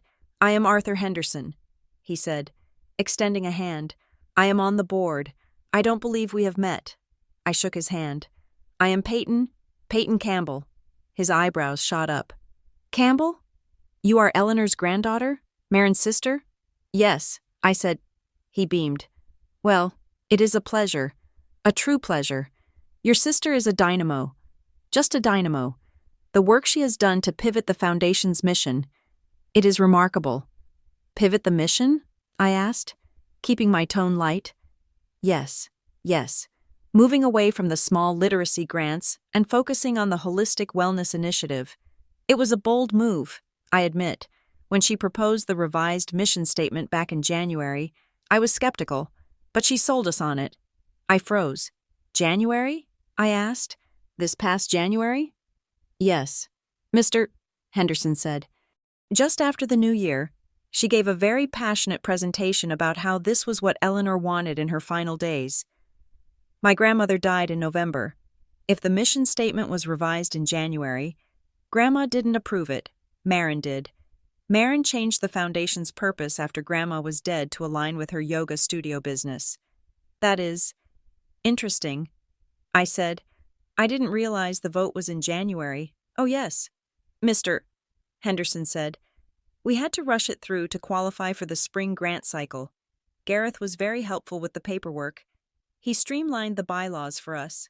I bet he did." I thought, "Mr. Henderson," I said, leaning in slightly, "did my grandmother ever attend board meetings?" He frowned, thinking, now that you mention it, I don't think she did. Not in the last year or so. Gareth usually brought her proxy. He said she was too frail to travel, but that she sent her blessings. Her proxy. Gareth had been voting for her. He had been using her voice to approve his own schemes. "Thank you, Mr. Henderson," I said. "You have been very illuminating." He looked pleased. "Enjoy the evening." "My dear, your grandmother would be proud." I turned away before my face could betray me. She wouldn't be proud. She would be furious. She would be flipping tables. I watched Marin across the room. She caught my eye. Her smile faltered. For a second. The mask slipped. She looked terrified. She looked like a little girl who had broken a vase and was waiting to be yelled at. I didn't wave. I didn't smile. I just looked at her, then turned and walked out. I had seen enough. The next morning, I was back in my fortress.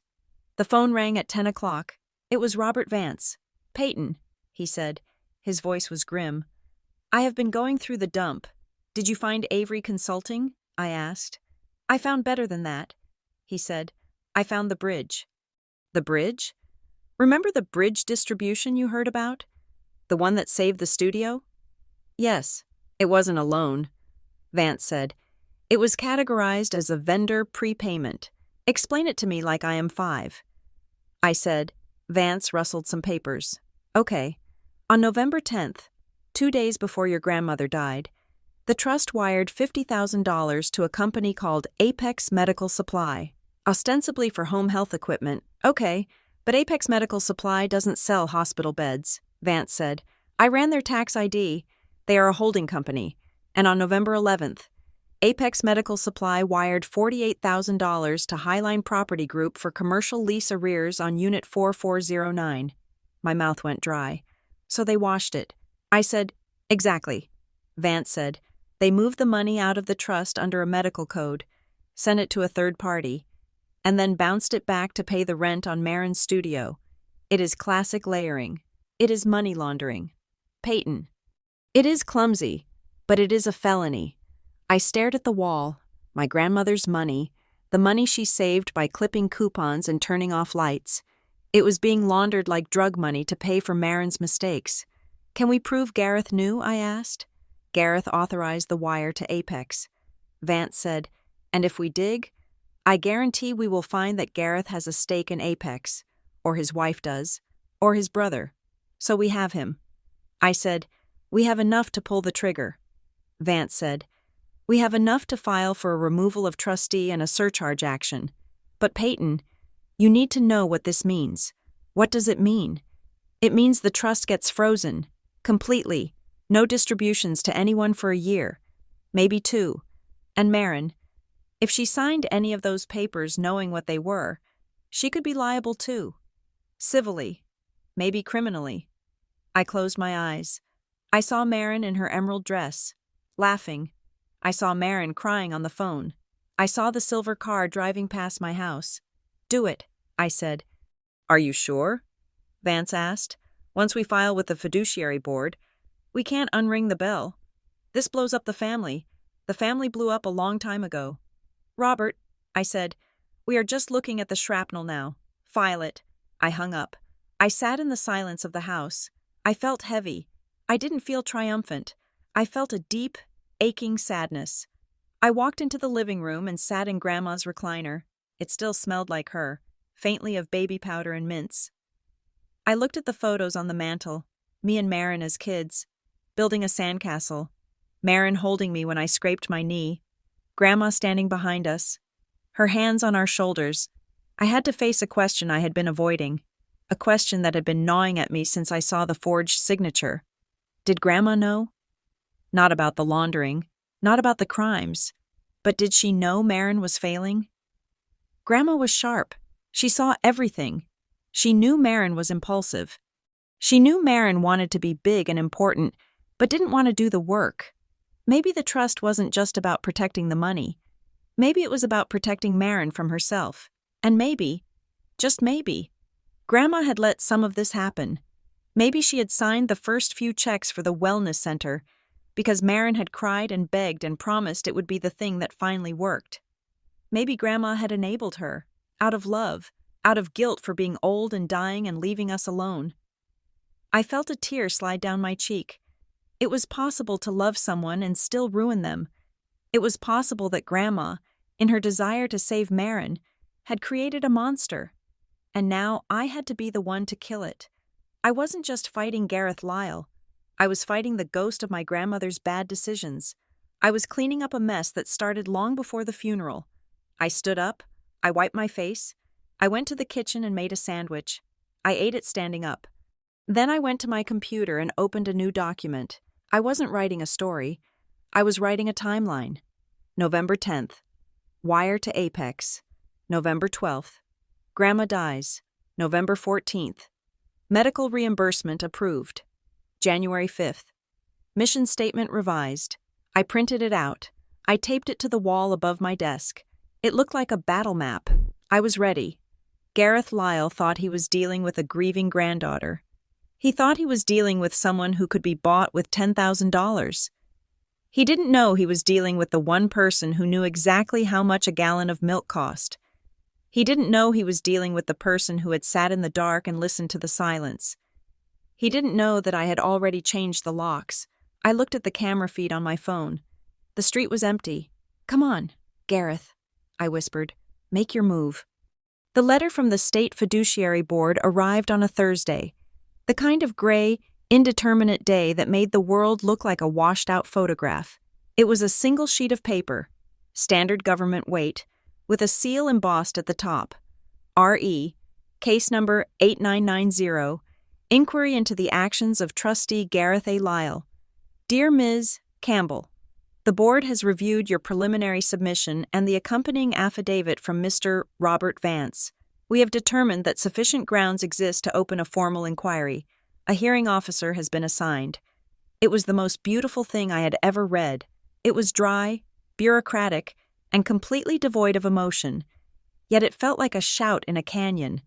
It meant that I wasn't crazy. It meant that the gaslighting was over. 2 hours later, my phone pinged. An email from Gareth Lyle, the The subject line was no longer informal resolution or meeting recap. It was simply, settlement proposal, confidential. I opened it. The tone had shifted so violently it gave me whiplash. Gone were the threats of legal fees. Gone was the condescension about industry standards. Dear Peyton, in the interest of preserving family harmony and avoiding a protracted public review that would surely be painful for everyone, the Trust is prepared to offer a comprehensive settlement. We propose an immediate distribution of $250,000, free of tax liability, in exchange for a full release of all claims and the withdrawal of the complaint filed with the fiduciary board. This is a clean settlement. Peyton, it allows everyone to move forward without the stain of litigation. Please consider this carefully. $250,000, $250,000. He was terrified. You do not offer $250,000 to make a nuisance go away. You offer that kind of money to keep a prison sentence away. I forwarded the email to Robert Vance with a single note. Blood in the water.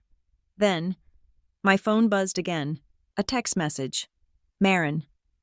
I stared at the screen, expecting another tirade, another guilt trip about how I was destroying Grandma's legacy. Pay. Can we meet? Please. No lawyers. No Gareth. Just us. I want to buy you coffee. I want to apologize. I read it 3 times. It was lowercase. It was humble. It was the Marin of 10 years ago, before the debt and the delusions of grandeur took over. I knew I shouldn't go. I knew Vance would tell me it was a trap. I typed back. The roasted bean. 4 o'clock. I arrived at 3:45. I sat in a booth in the back, facing the door. I ordered a black coffee and watched the entrance. Marin walked in at exactly 4. She wasn't wearing the emerald gown or the power suit. She was wearing jeans and an oversized sweater. Her hair pulled back in a messy bun. She looked smaller, younger. She saw me, hesitated, and then walked over. She didn't hug me. She just slid into the booth opposite me and wrapped her hands around the warm mug she had already bought. Hi, she said softly. Hi, Marin. She looked down at her coffee. I was wrong, she said. I waited. I was wrong to call you a leech, she said. I was angry. I was scared. And I took it out on you because you were there. You were the easiest target. It sounded rehearsed. It sounded like the kind of apology you practice in the mirror, checking your angles to make sure you look sufficiently contrite. Why are you scared? Marin? I asked. She looked up. Her eyes were wet. Because I am ruining everything. Pay. I know that. I know what it looks like. Then tell me the truth. I said, not the foundation version, not the Gareth version. The truth. She took a breath, a long, shuddering breath. I am in debt, she said. Not just a little bit. I owe almost $150,000. I didn't blink. How? The jewelry business in Chicago, she said. It failed. The startup in Austin. It failed. I borrowed money from people who don't send overdue notices. Pay. I borrowed from private lenders. High interest. Scary people. And the foundation? I asked. She looked out the window. I needed a job, she said. I needed an income that looked legitimate. Gareth said we could set it up, so I drew a salary. Community outreach. It was supposed to be $6,000 a month, enough to service the debt and live.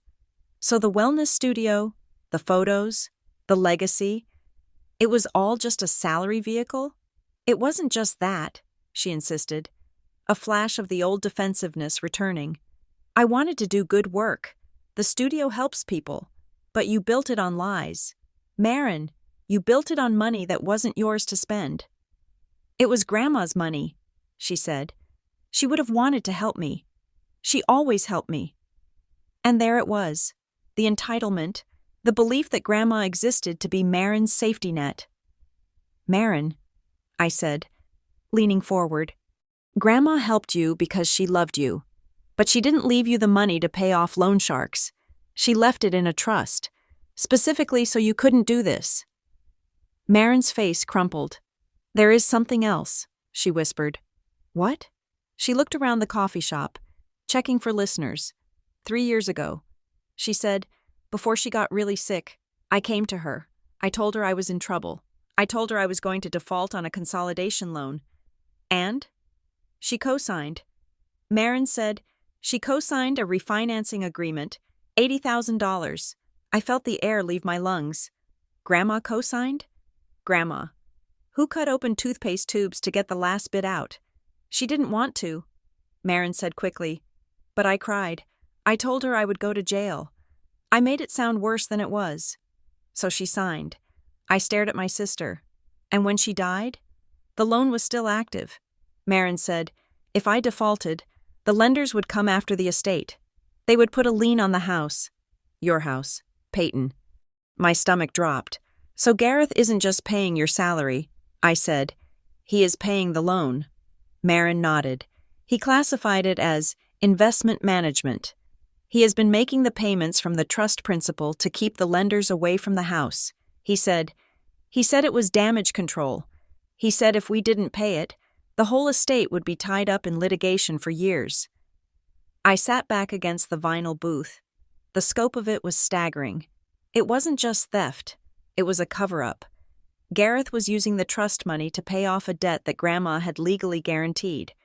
But he was doing it secretly, hiding it under false vendor names, because if he declared it openly, it would trigger a solvency review. He was protecting the estate by looting it. And you let him. I said, I had to, Marin cried. If I didn't, you would have lost the house. I was trying to protect you. No, Marin. I said, you were trying to protect yourself. You didn't want anyone to know you dragged an 80-year-old woman into your financial mess. Marin reached across the table. Her hand was shaking. Pay, please. Gareth says if you take the settlement, the $250,000, we can pay off the rest of the loan. We can wipe the slate clean. You get money. I get free. The house is safe. Please, just sign it. I looked at her hand. Her manicured nails. The diamond ring she wore on her right hand. Probably bought with trust money, too. She wasn't asking for forgiveness. She was asking for an accomplice. I can't. Marin, I said. Her face hardened. The sweetness vanished. The apology evaporated like mist. You are going to burn it all down, she said coldly. You are going to burn the house down to kill a spider. If the spider is poisonous. Yes, I said. I stood up. I didn't finish my coffee. I walked out of the shop, leaving her sitting there with her debt and her lies. When I got home, there was a package on my porch. It wasn't a box. It was a thick manila envelope, taped shut with heavy packing tape. There was no return address, just my name and address, printed on a label that looked like it had been typed on a typewriter. I brought it inside. I put on gloves, latex dishwashing gloves from under the sink. I felt ridiculous, but after the camera logs, I wasn't taking chances. I cut the tape. Inside was a stack of paper, photocopies. They were emails, internal emails from the Hallow and Baines server. I picked up the first one. It was dated 4 months ago. From Gareth Lyle to Sonia Creel. Subject, the sister problem. Sonia, we need a containment strategy for Peyton. She is the quiet one, but the quiet ones are the ones who read the fine print. If she starts asking for the underlying ledgers, we are exposed on the Apex transfers. I need you to draft a compliance protocol that delays disclosure. Use the standard industry practice language. Confuse her, bore her. Just keep her away from the books until Marin stabilizes the loan situation. I felt a chill run down my spine. The sister problem. I read the next one. From Sonia Creel to Gareth Lyle. Subject, R.E., the sister problem. Understood. I can stall her for maybe 60 days with administrative hurdles. But Gareth, the burn rate on the wellness studio is too high. If Marin doesn't start generating revenue, the trust is going to bleed out in 18 months. You need to rein her in. And another. From Gareth Lyle to Marin Campbell. Subject, urgent Marin. You cannot buy new equipment this month. I don't care what the studio needs. The liquidity isn't there. If I have to liquidate another bond to cover your rent, the auditors might flag it. Stick to the script. You are building a legacy. Keep Peyton feeling guilty about not being involved. Guilt is a great silencer. Guilt is a great silencer. I dropped the papers on the table. Someone had sent me these. Someone inside Hallow and Baines. Maybe the receptionist who whispered to me. Maybe a paralegal who found a conscience. Or maybe someone who hated Gareth and saw an opportunity to take him down. It didn't matter who sent them. It mattered what they were. They were proof of conspiracy, proof of intent. I took pictures of every page. I scanned them. Then I put the originals in a Ziploc bag and put the bag in my freezer, underneath a bag of frozen peas. I emailed the scans to Robert Vance. Subject: The Smoking Gun. Attached are anonymous documents I received today. They confirm everything. Use them. The next day, the world outside my fortress began to shift. I went to the grocery store to buy milk. I was standing in the checkout line when I saw Mrs. Gable. She was a friend of my grandmother's, a woman who had known me since I was in diapers. She was the head of the church garden committee. "Mrs. Gable," I said, smiling. "How are you?" She looked at me. She didn't smile back. She adjusted her purse on her shoulder and turned her body slightly away from me. "Hello? Peyton?" she said stiffly. "Is everything okay?" I asked. She looked at me with eyes that were cold and judging. "I heard about what you are doing," she said. "Marin told the prayer group." "What did she tell you?" I asked, my heart starting to thud. "She told us you are suing the foundation." Mrs. Gable said, "That poor girl is trying to honor Eleanor's memory, trying to do something good for this community, and you are dragging her into court because you want more money. That is not true," I said. "Stop being jealous." "Peyton," she snapped, "it is unbecoming. Eleanor loved you both. But Marin is the one doing the work. You should be ashamed of yourself." She turned her back on me and started placing her items on the belt. I stood there, frozen. People were watching. The cashier was looking down at her scanner. I left my milk on the shelf. I walked out of the store. I sat in my car, shaking. Marin had gotten to them first. She had spun the narrative to the world. I wasn't the whistleblower. I was the greedy, jealous sister trying to destroy a charity. Communities love a noble lie. They love the story of the hardworking granddaughter building a legacy. They don't want to hear about money laundering and shell companies. It is too messy. It makes them feel foolish for believing the pretty version. I drove home. I called Vance. File for the emergency hearing. I said, "We have the board inquiry." He said, "Not enough." I said, "I want a judge. I want an injunction. I want Gareth suspended immediately. I want the accounts frozen by a court order. It is the nuclear option." "Peyton," Vance warned. "Push the button," I said. We filed the motion for an ex parte emergency suspension of Trustee at 3 in the afternoon. At 6, Marin's car screeched into my driveway. She didn't knock. She pounded on the door. "Peyton, open this door. Open it." I checked the camera. She looked deranged. Her hair was wild, her eyes wide. I didn't open the door. I spoke through the camera speaker. "Go away." "Marin, you filed an injunction," she screamed at the camera. "The bank just called me. The studio account is frozen. Payroll is tomorrow. I can't pay the staff. That is not my problem." I said, "It is your problem. You are killing us." She stopped pounding. She leaned her forehead against the door. "Peyton, listen to me," she sobbed. "Listen, we can make a deal. Just us. A sister agreement." I listened. "I will give you $50,000 of my own money." She said, "I will borrow it from a friend. Cash. Under the table. Nobody has to know. You take the 50, you drop the suit, and we walk away." I stared at the screen. She was trying to bribe me with more debt. She was going to borrow from another loan shark to pay me off, just to keep the merry-go-round spinning for another month. It was pathetic. It was tragic. "Marin," I said softly, "I don't want your money. I want you to stop." She looked up at the camera. Her face was twisted with hate. "I hate you," she whispered. "I wish it had been you who died instead of her." Then she turned and walked back to her car. I sat on the floor of the hallway. I didn't cry. I felt hollowed out. I had lost her. I had lost the sister I kept hoping would show up, The sister who would protect me. She was gone. Maybe she had never been there. It was the night before the hearing. The house was silent. I couldn't settle. I paced the rooms. I went into the study. I went into the kitchen. I ended up in the dining room, looking at the box Marin had brought over in part 2. The sentimental box. It was still sitting in the corner where I had left it. I walked over to it. I opened the flaps. The Afghan. The ceramic bird. The old magazines. And at the bottom, an old suitcase. It was a small tweed vanity case that Grandma used to take on weekend trips. I took it out. I opened it. It was empty. Just the silk lining, patterned with little roses. I ran my hand along the bottom.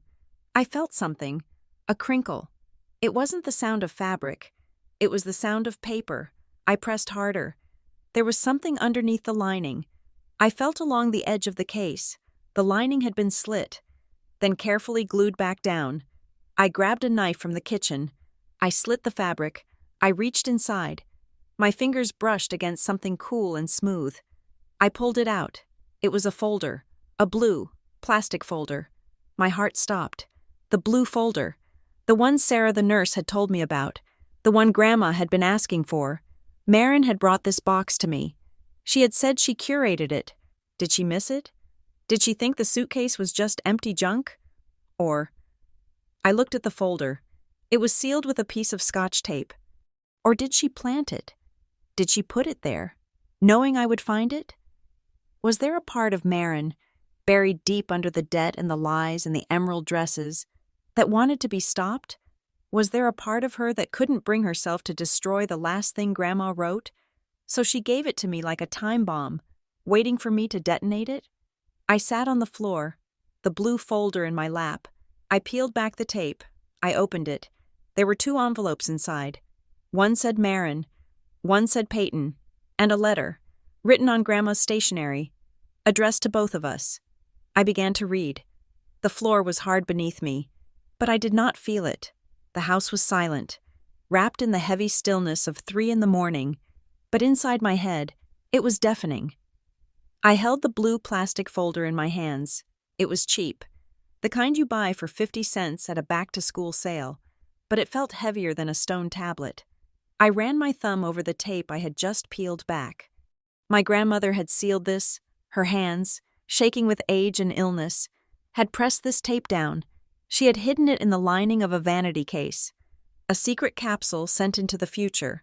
I opened the folder. There were 3 items inside. A single sheet of yellow legal paper, folded in half, addressed to my girls, and 2 white envelopes, sealed tight. One had Peyton written on it in shaky blue ink. The other had Marin.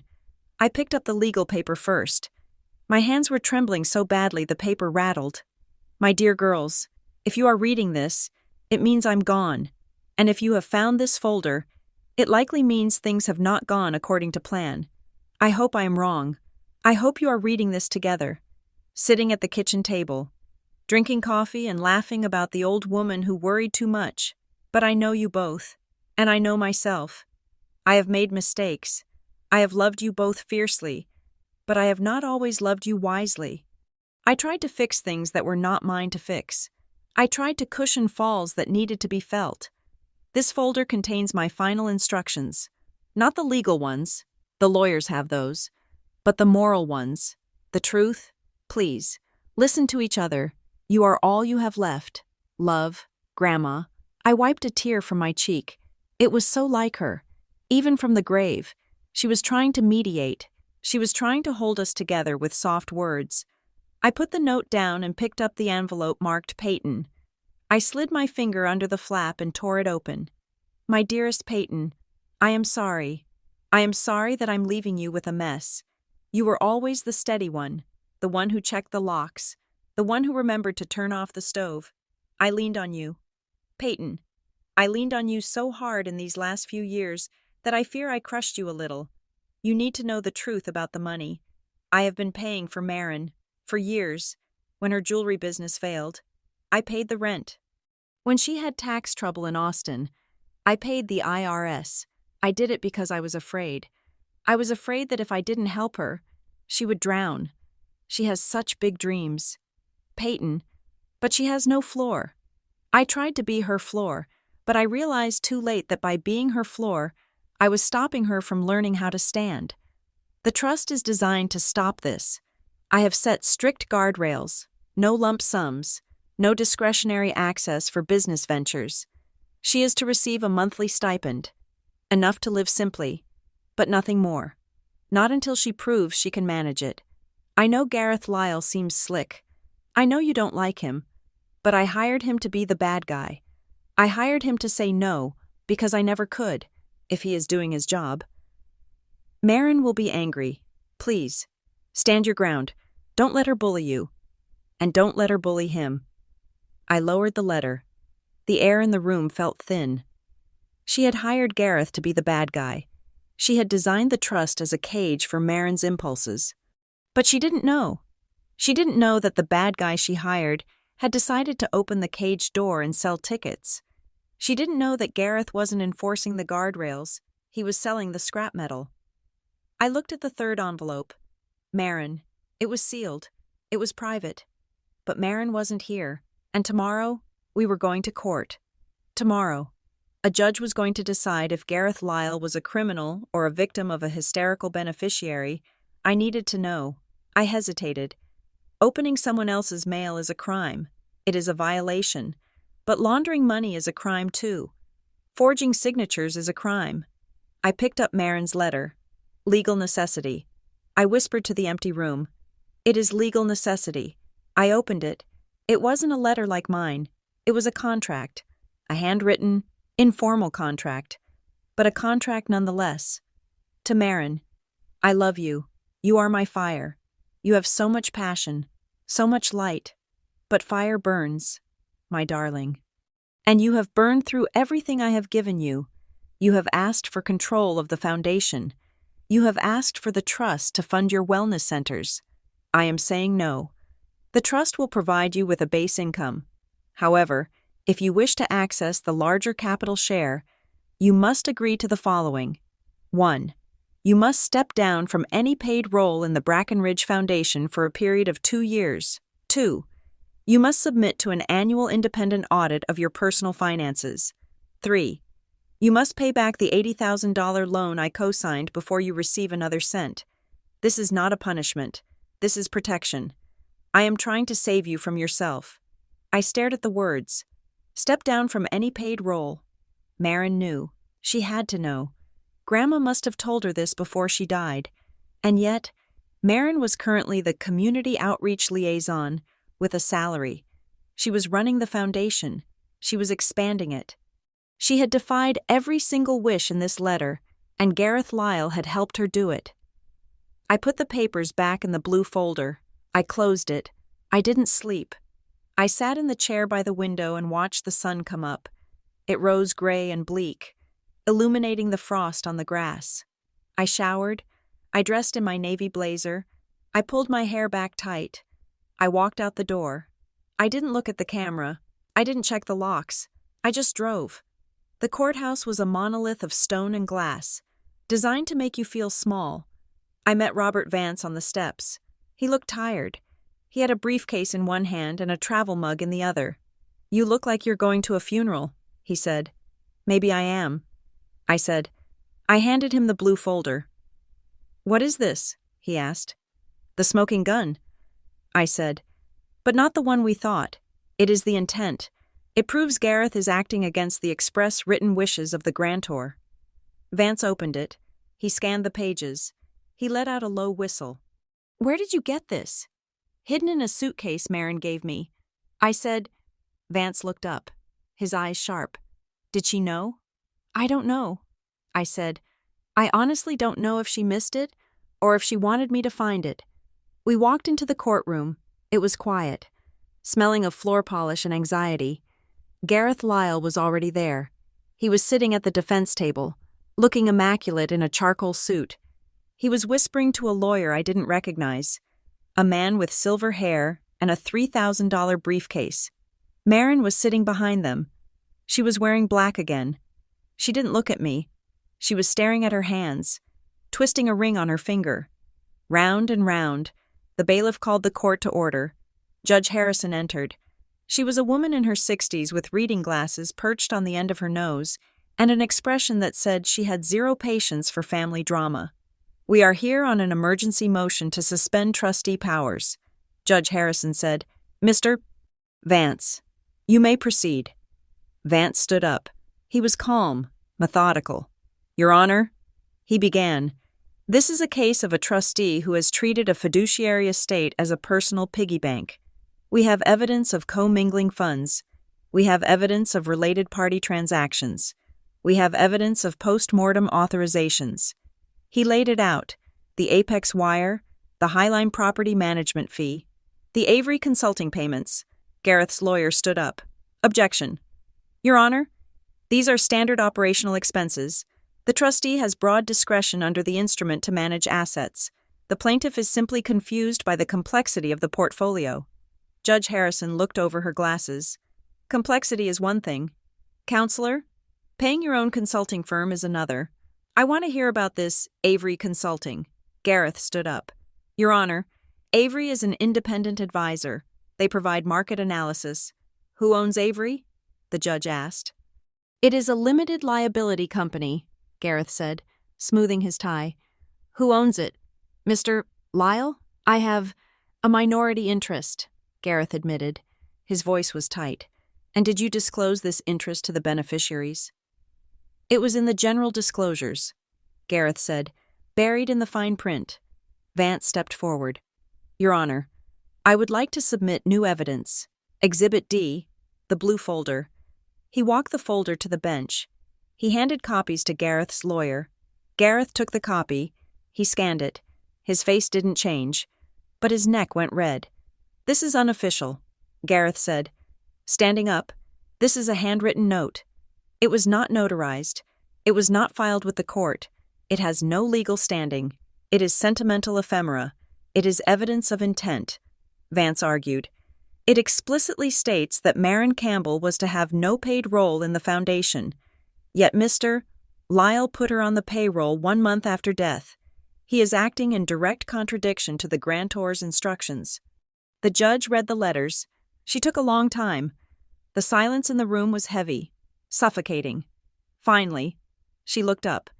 "Mr. Lyle," she said, "why did you hire Ms. Campbell as a liaison if the grantor specifically forbade it?" Gareth cleared his throat. Eleanor changed her mind. "Your Honor, in the final weeks, she realized Maren needed structure. We discussed it verbally." "Verbally?" the judge asked. "You overrode a written instruction based on a verbal conversation with a dying woman?" "It was a dynamic situation." Gareth said, "I would like to call a witness." Vance said, "Sonia Creel." Gareth froze. He turned to look at the back of the room. Sonia stood up. She looked terrified. She walked to the stand, clutching her purse like a life preserver. She was sworn in. "Miss Creel," Vance said, "you are the trust compliance consultant. When did you first meet Eleanor Campbell?" Sonia looked at Gareth. Gareth stared straight ahead. "I never met her," Sonia whispered. "Speak up, please," the judge said. "I never met her," Sonia said, louder. "But you were hired to ensure compliance with her wishes?" Vance asked. "I was hired by Mr. Lyle," Sonia said, "after the funeral." "And what was your mandate?" "To streamline the file." Sonia said. She was sweating. "To create a paper trail that justified the delays." Gareth said. "Mr. Lyle said that the sister, Peyton, was going to be a problem. He said we needed to slow walk the disclosures until Maren's business stabilized." The courtroom gasped, a collective intake of breath.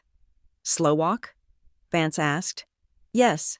Sonia looked down at her hands. "He told me to use industry standard language to block her requests. He said if we stalled long enough, she would take the settlement." Judge Harrison looked at Gareth. Her eyes were hard as flint. "Mr. Lyle," she said, "this is not looking like discretion. This is looking like conspiracy." Gareth stood up. "Your Honor, Ms. Creel is a contractor. She is misinterpreting—" "Sit down, Mr. Lyle," the judge snapped. She turned to Maren. "Miss Campbell," the judge said, "please stand." Maren stood up. She looked shaky.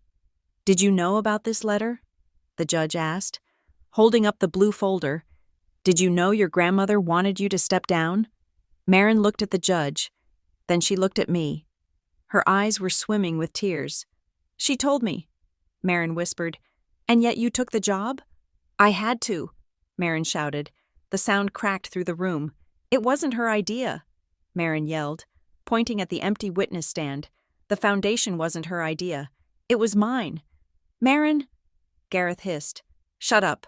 No, Marin screamed. She turned to the gallery. She turned to the judge. I started it 5 years ago. I wanted to build something, but I didn't have the money. Grandma gave me small checks, but it wasn't enough. So I told her it was her legacy. I put her picture on the website. I made her the face of it. She was crying now, ugly, gasping sobs. She funded it because she felt sorry for me. She funded it to give me a purpose, but she didn't believe in it. She thought it was just another one of my phases. She wanted me to quit. She wanted me to get a real job. Marin wiped her face aggressively. But I couldn't quit. I had leases. I had staff. I had loans. So when she died, I told Gareth we had to keep it going. I told him it was what she wanted. And Mr. Lyle agreed? The judge asked. He said he could structure it. Marin sobbed. He said he could use the trust to bridge the gap. He said as long as I kept Peyton quiet, we could keep the lights on. She looked at me.